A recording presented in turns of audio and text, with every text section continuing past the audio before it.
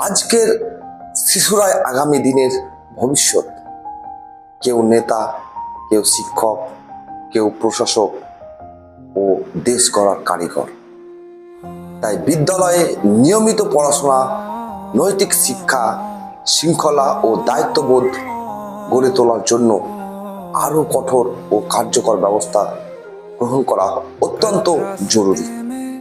Mobile ও অশক্তিকর যুগে অনেক শিশু পড়াশোনা থেকে দূরে সরে যাচ্ছে।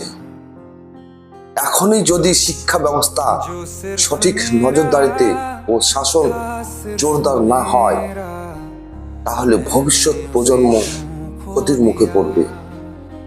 আমাদের প্রত্যাশা শিক্ষা প্রতিষ্ঠানের নিয়ম কানুন মেনে চলা, শিক্ষকদের মর্যাদা রক্ষা এবং শিশুদের সঠিক পথে পরিচালনার জন্য সরকার ও কার্যকর পদক্ষেপ নেবে।